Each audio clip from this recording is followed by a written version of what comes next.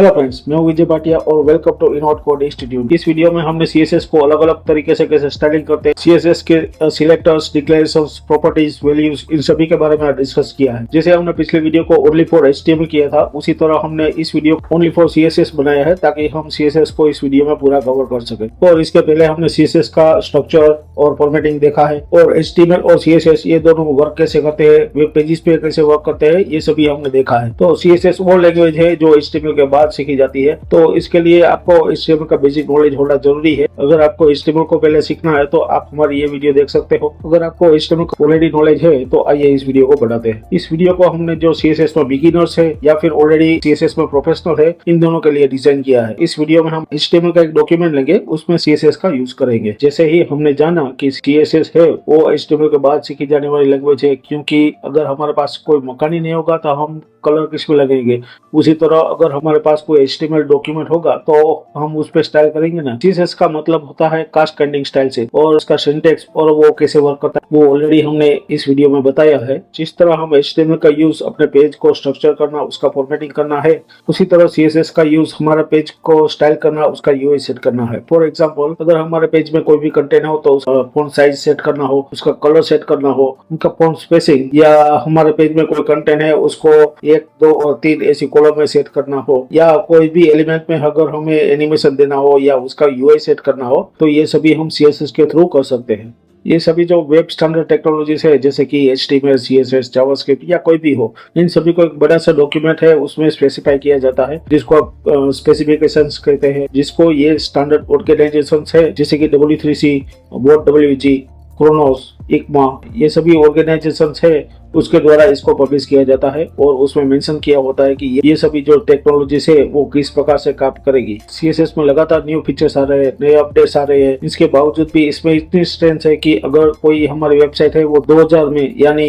आज से 24 साल पहले बनी है, तो वो भी आज उसी तरह चल रही है। CSS वो लैंग्वेज है जिसके थ्रू हम अपने एलिमेंट को जैसे चाहे वैसे स्टाइल कर सकते हैं, और जहाँ चाहे वहाँ उसको डिस्प्ले कर सकते हैं। CSS से हम अपने पेज को कंप्यूटर स्क्रीन पे, मोबाइल स्क्रीन पे, या कोई भी पेपर पे प्रिंट हो वो किस तरह से दिखना चाहिए, वो सभी हम CSS के थ्रू इजीली हैंडल कर सकते हैं। CSS हमारा बहुत सारा काम बचाता है, और ये एक साथ कई वेबसाइट के लेआउट को हैंडल कर सकता है। CSS एक रूल बेस्ड लैंग्वेज है, जिसमें आप कोई भी स्पेसिफिक ग्रुप है या कोई भी एलिमेंट है उसका रूल्स डिफाइन कर सकते हो। जैसे कि हमने टाइल में लिखा कि H1 colour blue font size 30 pixel, तो इसमें हमने जो हमारा H1 है उसको सिलेक्टर बनाया है, यानी हमारे पेज में कहीं पे भी H1 टैग होगा तो इसको ये हमारी स्टाइल लगेगी। और H1 के स्टाइल को हमने प्रॉपर्टीज और वैल्यू इस तरीके की 2 डिक्लेरेशन दी है, जिसमें पहली डिक्लेरेशन है कि कलर ब्लू और दूसरी है फॉन्ट साइज 30 पिक्सल। तो इसमें डिक्लेरेशन में हमने जो भी प्रॉपर्टी सिलेक्ट की है उस हिसाब से उसकी वैल्यू डिफरेंट हो सकती है।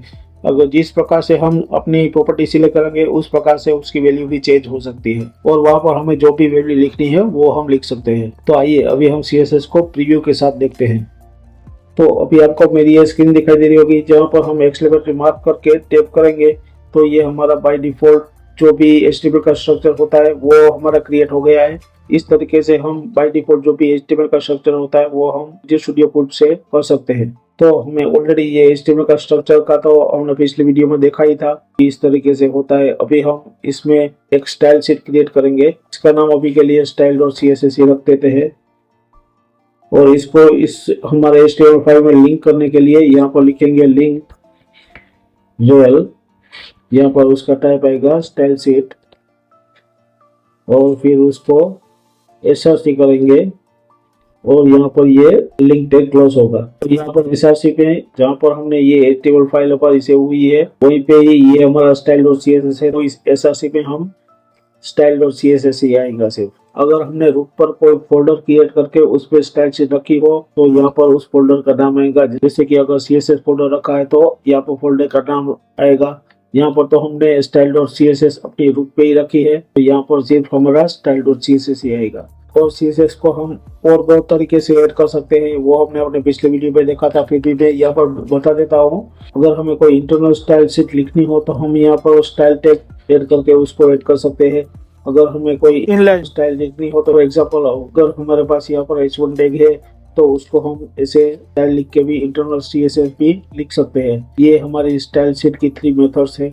तो अभी हम यहाँ पर देखें तो CSS को सीखना कोई मुश्किल काम नहीं है। यहाँ पर सिर्फ हमें CSS में कौन कौन सी प्रॉपर्टीज आ सकती है, उसमें कौन सी वैल्यू आती है, ये सभी का सिर्फ नॉलेज होना जरूरी है। उसके बाद अगर आप कोई भी एलिमेंट देखोगे, कोई भी लेआउट देखेंगे तो आपको अपने आप मालूम पड़ जाएगा कि इसमें हमें बैकग्राउंड देने की जरूरत है, इसको बॉर्डर देने की जरूरत है, इसमें इतना मार्जिन लगेगा, इतना पैडिंग लगेगा, यहाँ पर इसकी बॉर्डर रेडियस करने की जरूरत लगेगी। ये सभी सिर्फ हमें CSS की प्रॉपर्टीज का नॉलेज होना जरूरी है।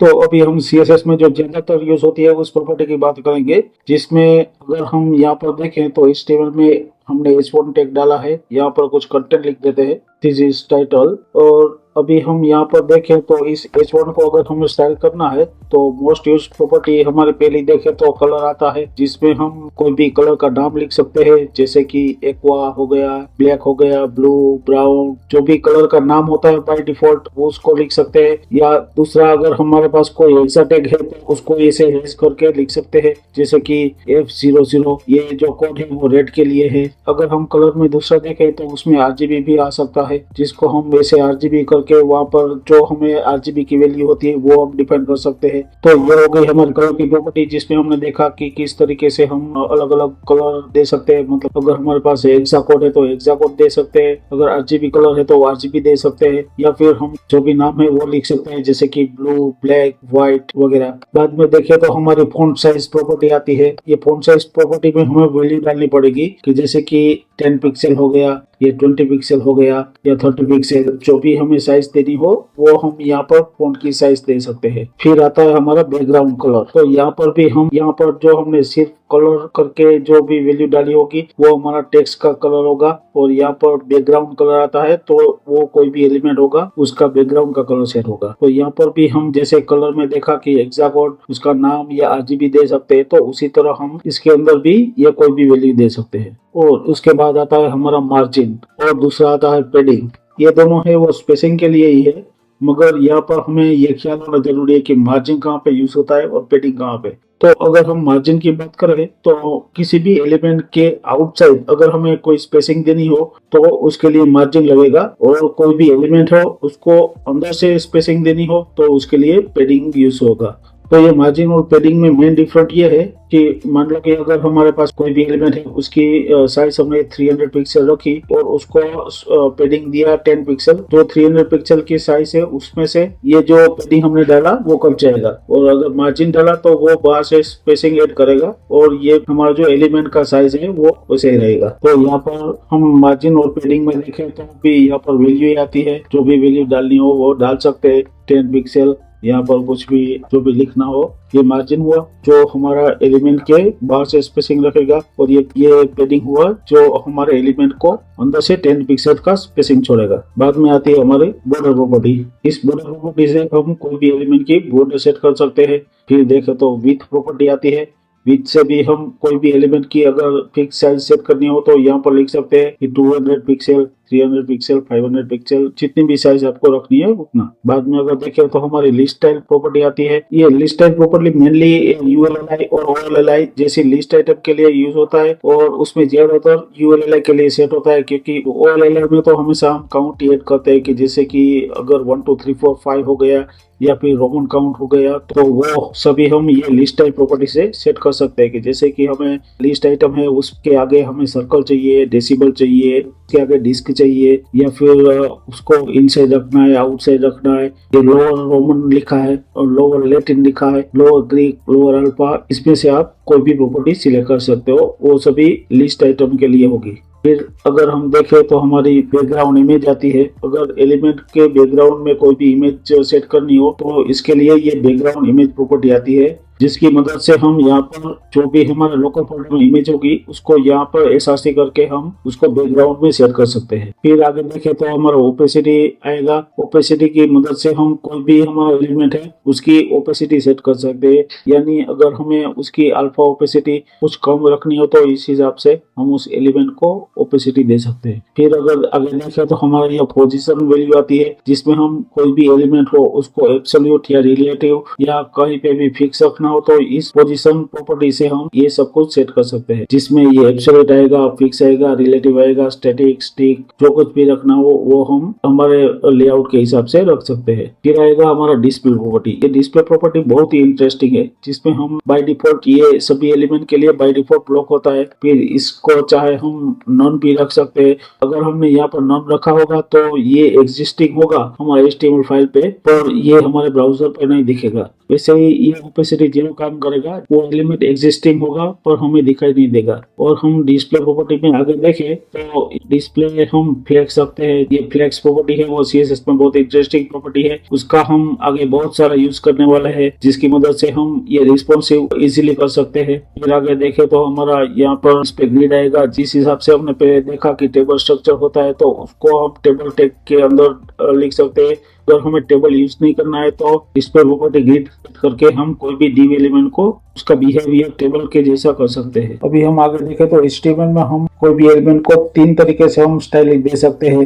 एक है बाय सिलेक्टर, बाय ID या फिर बाय क्लास। तो पहले हम उसमें देखें कि बाय सिलेक्टर, तो ये होगा हमारा सिलेक्टर, जैसे कि H1। अगर हमने यहाँ पर p टैग डाला हो तो ये p हो गया, कोई भी div एलिमेंट डाला हो तो ये सभी हमारा सिलेक्टर्स हो गए, जिसको हम CSS में ऐसे H1 या फिर ऐसे p या फिर ऐसे div ऐसे करके हम उसकी स्टाइल सेट कर सकते हैं। ये हो गया हमारा सिलेक्टर्स। और दूसरा बाय ID देखें तो उसमें अगर मान लो कि हमारे पास ऐसे 2 एलिमेंट्स है जो H1 ही है, और अगर हमें ये H1 दूसरे H1 है उसकी स्टाइल अलग करनी हो तो ऐसे कुछ ID डाल के इसको ID दे सकते हैं। जैसे कि मान लो कि अगर हमने हेडिंग दे दिया इसका, तो इसको हम CSS में ऐसे यूज कर सकते हैं। ये ID होगा तो इसका साइन ऐसे हेज करके हेडिंग आएगा और उसके अंदर यहाँ पर स्टाइल लिखी जाएगी। तो ये हो गया हमारा बाय ID।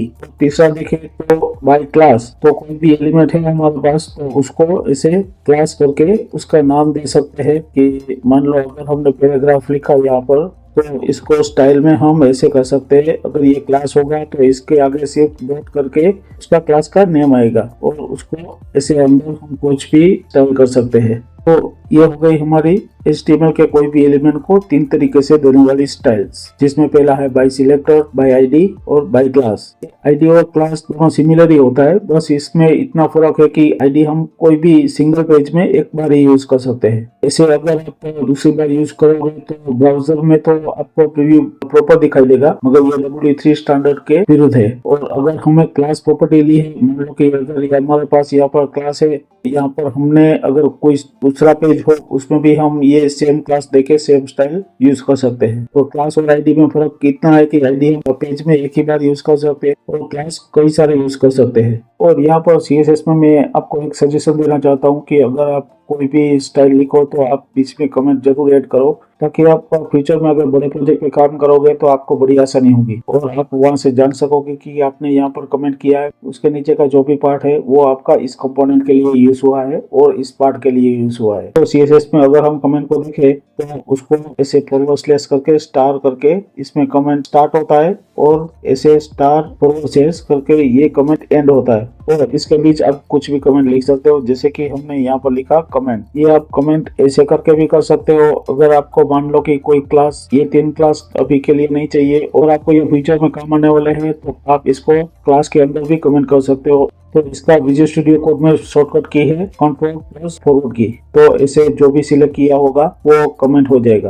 अभी हम CSS में आगे देखें तो एक हमारा डिसेंडेंट कॉम्बिनेटर आता है, जिसमें हम CSS की मदद से कोई भी एलिमेंट के लोकेशन के हिसाब से हम उसको स्टाइल कर सकते हैं। जैसे कि मान लो अगर हमने HTML फाइल में यहाँ पर आर्टिकल टैग लिखा और उसके अंदर एक p टैग डाला, तो यहाँ पर हमारे डिसेंडेंट कॉम्बिनेटर में ऐसे आर्टिकल स्पेस P और इसको स्टाइल कर सकते हैं। तो ये उस P टैग को सिलेक्ट करेगा जो सिर्फ हमारे ये आर्टिकल टैग के अंदर है। और अगर मान लो कि हमारे पास ऐसा फॉर्मेट है कि आर्टिकल के अंदर एक div है और उसके अंदर P टैग है, तो हमें सिर्फ आर्टिकल के डायरेक्टली अंदर आने वाले P टैग को स्टाइल देनी है, तो इसको हम ऐसे ग्रेटर देन साइन देकर भी इसको सिलेक्ट कर सकते हैं। यहाँ पर हमने अंदर जो भी स्टाइल लिखी होगी वो आर्टिकल के डायरेक्टली अंदर आने वाले p टैग है उसको ही लगेगी, ये div एलिमेंट के अंदर के जो p टैग है उसको नहीं लगेगी। और अगर मान लो कि हमारे पास यहाँ पर एक h2 टैग है और एक ये P के नीचे H2 टैग है। तो अगर हमें सिर्फ ये पैराग्राफ के बाद जो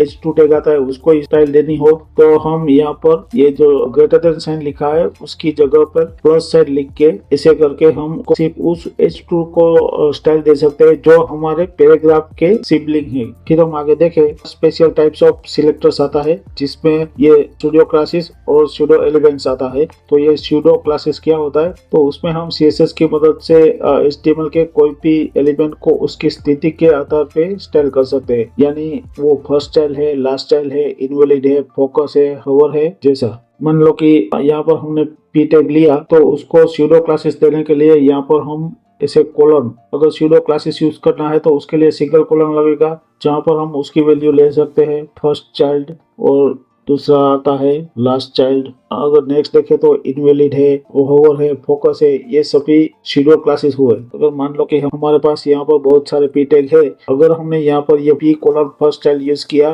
तो ये सिर्फ हमारे ये फर्स्ट चाइल्ड को ही स्टाइल लगेगा, और यहाँ पर अगर हमने ये लास्ट चाइल्ड किया है तो ये हमारे जो भी यहाँ पर P टैग में लास्ट चाइल्ड है उसको ये स्टाइल लगेगा। और यहाँ पर इनवैलिड है तो ये ज्यादातर फॉर्म में यूज होता है कि अगर हमारा इनपुट फील्ड है वो इनवैलिड है तो उसके लिए यहाँ पर हमने कोलन करके इनवैलिड डाला हो उसको हम स्टाइल ऐसे करके अप्लाई कर सकते हैं। P कोलन होवर करेंगे तो यहाँ पर इस एलिमेंट को ब्राउजर में उसके ऊपर हम होवर करेंगे तो इसके अंदर जो भी स्टाइल हम सेट करेंगे वो वहाँ पर होवर के ऊपर दिखेगा। और यहाँ पर अगर हम कोलन करके फोकस डाले तो ये ब्राउजर में हम उस एलिमेंट को फोकस करेंगे तो जो भी यहाँ पर स्टाइल हमने लिखी हो वो उसके फोकस पे दिखाई देगा। तो ये हो गया हमारा स्यूडो क्लासेस। और हम स्यूडो एलिमेंट्स देखे तो स्यूडो एलिमेंट्स और क्लासेस तो ये दोनों में फर्क क्या है, तो ये जो स्यूडो क्लासेस है वो HTML के कोई भी एलिमेंट की स्थिति के आधार पे क्लास दिया जाता है। और स्यूडो एलिमेंट्स देखे तो उसमें कोई भी हमारे पास HTML का एलिमेंट है उसके पहले या उसके बाद में कोई भी एलिमेंट डालना हो तो उसके लिए स्यूडो एलिमेंट्स यूज होता है। तो स्यूडो एलिमेंट्स डालने के लिए यहाँ पर डबल कोलन यूज होगा। अगर मान लो कि हमें P टैग के पहले कोई भी एलिमेंट चाहिए तो यहाँ पर बिफोर आएगा, और अगर P टैग के बाद में कोई भी एलिमेंट चाहिए तो यहाँ पर आफ्टर आएगा। और अगर हमें सिर्फ ये P टैग की फर्स्ट लाइन को स्टाइल देना है या उसके पहले ऐसा कुछ ऐड करना हो तो यहाँ पर कंटेंट के अंदर जो भी हम लिखेंगे वो जो भी ये पर्टिकुलर एलिमेंट को हमने स्टाइल दिया है उसके पहले या उसके बाद में या यहाँ पर हमने जो भी लिखा है उसको ये स्टाइल लगेगी। मान लो कि यहाँ पर हमने ओके लिखा है तो ये जो भी फर्स्ट लाइन है उसके पहले हमारा ये ओके कंटेंट ऐड होगा। तो ये होता है हमारा pseudo classes and pseudo elements. अभी मैं आपको एक बात बता देना चाहता हूँ, अगर हम अपने HTML पेज में कोई भी एलिमेंट को क्लास या ID का नाम ऐसे डाल रहे हैं तो उसका स्टार्टिंग ऐसे नंबर से नहीं होना चाहिए, क्योंकि ये EEE स्टैंडर्ड के विरुद्ध है। अगर आप चाहो तो यहाँ कहीं पे भी बीच में नंबर डाल सकते हो या एंडिंग में डाल सकते हो, और इसका स्टार्टिंग ऐसे नंबर से नहीं होना चाहिए। अभी हम इसमें आगे बढ़े तो एक हमारा यूनिवर्सल सिलेक्टर भी आता है जिसको हम ऐसे स्टार के रूप में दे सकते हैं। यहाँ पर अगर हमें स्टार लिख के अंदर जो भी स्टाइल की मान लो कि हमने यहाँ पर मार्जिन 0 पिक्सल लिखा तो ये मार्जिन 0 पिक्सल है वो हमारे HTML डॉक्यूमेंट में जो भी एलिमेंट है उन सभी एलिमेंट को ये अप्लाई होगा। तो इस तरीके से अगर हमें कोई यूनिवर्सल स्टाइल सेट करनी हो तो ये हम स्टार लिख के लिख सकते हैं। फिर आता है हमारा फंक्शंस। तो ये फंक्शंस क्या है, तो मान लो कि अगर हमने P टैग की स्टाइल देनी है यहाँ पर विथ को कुछ ऐसी तरह कैलसी करके फंक्शन भी कर सकते हैं कि मान लो कि अगर हमें 100% में से कुछ कम चाहिए तो इस हिसाब से हम इसको फंक्शनाइज भी कर सकते हैं। CSS में आगे 8 रूल्स भी आता है जो ये मेंशन करता है कि CSS को क्या डिस्प्ले करना है और कहाँ पे डिस्प्ले करना है। कि अगर मान लो हमें स्टाइल शीट है ये हमें यहाँ पर इंपोर्ट करनी हो तो यहाँ पर हमें ऐसे ऐड इंपोर्ट करके यहाँ पर उसका URL दे सकते हैं। और अगर हमें कोई भी एलिमेंट है उसको स्मॉल डिवाइस में अलग URL सेट करना है तो इसको हम @media करके यहाँ पर मैक्सिमम विड्थ या मिनिमम विड्थ कुछ भी सेट करके आप P टैग की साइज ऐसे करके ऐसे चेंज कर सकते हैं। और यहाँ पर आपका जो स्क्रीन में जो भी चेंज करना है उस हिसाब से लिख सकते हैं। यहाँ पर मीन आ सकता है, मैक्स आ सकता है, इस हिसाब से आपका लेआउट है उस हिसाब से आप यहाँ पर सेट कर सकते हो। फिर आता है हमारा शॉर्ट हैंड्स। तो अभी ये आपको नया वर्ड सुनने को मिलेगा, short hand properties. Short hand properties का मतलब होता है एक से ज्यादा वैल्यू सिंगल लाइन में ऐड कर सकना। तो ऐसे कुछ वैल्यू हमारे CSS में है जिसमें हम एक से ज्यादा वैल्यू ऐड कर सकते हैं, जैसे कि font, background, margin, padding, border वगैरह। जैसे कि मान लो कि अगर हमें ये पीटेग है उसको पेडिंग देना हो तो इस तरीके से हम पेडिंग लिख के यहाँ पर 10 px 20 px और 30 px यहाँ पर 40 px लिखेंगे। तो इसका मतलब ये जो पहली वैल्यू है वो टॉप से लेगा, मतलब पेडिंग टॉप 10 लगेगा, पेडिंग राइट है वो 20 px लगेगा, पेडिंग बॉटम है वो 30 px लगेगा और पेडिंग लेफ्ट है वो 40 px लगेगा। पेडिंग के जो शॉर्ट हैंड लिखे तो उसमें पहले आएगा टॉप, बाद में आएगा राइट, फिर बॉटम और फिर लेफ्ट, यानी ये क्लॉकवाइज चलेगा और टॉप से स्टार्ट होगा, टॉप राइट बॉटम लेफ्ट। तो उसी तरह अगर हम मार्जिन में देखें तो मार्जिन का भी पेडिंग की तरह ही सेम यूज होता है। यहाँ पर अगर हम ये 3 वैल्यू लिखे तो ये टॉप राइट और बॉटम होगा और लेफ्ट में कुछ वैल्यू नहीं आएगी। और अगर हमने मान लो कि यहाँ पर 2 वैल्यू लिखी है तो ये 10 px है वो टॉप में और बॉटम में लेगा और ये 20 px है वो लेफ्ट में और राइट में लेगा। मतलब ये दोनों ऑपोजिट साइड पेडिंग लगेगा। ये 10 px है वो टॉप बॉटम में होगा और 20 px है वो लेफ्ट और राइट में लगेगा। अभी बाद में हम फॉन्ट की शॉर्ट हैंड की बात करें तो फॉन्ट के शॉर्ट हैंड में पहले आएगा फॉन्ट स्टाइल, बाद में आएगा फॉन्ट वेरिएंट, बाद में आएगा फॉन्ट वेट, बाद में आएगा फॉन्ट साइज। और अगर हमें लाइन हाइट सेट करनी हो तो स्लैश करके यहाँ पर लाइन हाइट और फिर लास्ट में आएगा फॉन्ट फैमिली। तो इस तरीके से अगर हमें ये पी में ये फॉन्ट की शॉर्ट हैंड देनी हो तो ऐसे हम फॉन्ट यहाँ पर इटलिक डाल के फॉन्ट वेरिएंट में ये स्मॉल कैप्स डालते हैं और फिर इसको फॉन्ट बोल्ड कर देते हैं और उसकी फॉन्ट साइज 20 px रख के इसकी लाइन हाइट को 30 px दिया और फिर फॉन्ट फैमिली हमने एरिया रख दी। तो इस तरीके से ये फॉन्ट का वेरिएंट हुआ। पहली प्रॉपर्टी है वो फॉन्ट स्टाइल होगा, दूसरी है वो फॉन्ट वेरिएंट होगा, तीसरी है वो फॉन्ट वेट होगा, बाद में फॉन्ट साइज और स्लैश करके अगर हमने डाली है तो वो लाइन हाइट होगा और लास्ट में जो भी डाली है वो फॉन्ट फैमिली होगा। बाद में अगर हम बैकग्राउंड की शॉर्ट हैंड देखें तो इसमें पहले आएगा बैकग्राउंड कलर, बाद में आएगा बैकग्राउंड इमेज, बाद में आएगा बैकग्राउंड पोजीशन, बाद में आएगा बैकग्राउंड रिपीट और लास्ट में आएगा बैकग्राउंड अटैचमेंट। तो ये हो गई हमारी बैकग्राउंड की शॉर्ट हैंड्स। तो यहाँ पर अगर हमें लिखना है तो यहाँ पर हम लिखेंगे बैकग्राउंड और यहाँ पर हमने कलर डालना है तो यहाँ पर हम भी के लिए व्हाइट ही रख देते हैं। तो ये हमारा व्हाइट कलर बैकग्राउंड में होगा। और उसके बाद अगर बैकग्राउंड इमेज डालनी हो तो यहाँ पर यूआरएल, बाद में बैकग्राउंड की पोजीशन, मतलब यहाँ पर 10 px सकती हमने। ये बैकग्राउंड की पोजीशन में 2 वैल्यू आएगी, मतलब जो पहली प्रॉपर्टी लिखी वो लेफ्ट से स्पेसिंग होगा और दूसरी जो प्रॉपर्टी है वो टॉप से स्पेसिंग होगा। बाद में आएगा बैकग्राउंड रिपीट। अगर हमें रिपीट देना हो तो यहाँ पर कोई भी रिपीट कर सकते हैं, मान लो कि रिपीट x और रिपीट y और जो भी करना हो वैसे। और फिर बैकग्राउंड अटैचमेंट में यानी हम फिक्स दे सकते हैं या कुछ भी नहीं डालोगे तो भी चलेगा। तो इस तरीके से हम CSS में भी शॉर्ट हैंड यूज कर सकते हैं। तो जिस तरीके से हमारे HTML डॉक्यूमेंट में अगर यहाँ पर स्पेस है, यहाँ पर हमने टैब डाला तो यहाँ पर जो कि भी स्पेस रह गई है वो हमारा ब्राउजर इग्नोर करता है। तो उसी तरह हमारे CSS में भी अगर हमने यहाँ पर एंटर लगाया है, यहाँ पर स्पेस डाला है और यहाँ पर अगर हमने कोई भी एंटर डाला है, 2-3 एंटर डाला है तो ये ब्राउजर ये व्हाइट स्पेसिंग को इग्नोर करेगा। और आप चाहो तो ये स्टाइल को आप एक लाइन में भी लिख सकते हो, अगर आप चाहो तो मल्टी लाइन में भी लिख सकते हो, मगर आपको एक बात ध्यान में रखनी पड़ेगी, जो भी प्रॉपर्टीज का स्पेलिंग है वो आपको करेक्ट लिखना पड़ेगा। अगर आपने यह इमेजेस डाल दिया है तो ये ब्राउजर आपको एरर कहीं पे भी नहीं दिखाएगा। तो आपको सिर्फ ये ध्यान में रखना है कि अपने CSS में कहीं पे भी स्पेलिंग मिस्टेक, खास करके प्रॉपर्टी के साथ कोई भी स्पेलिंग मिस्टेक ना हो।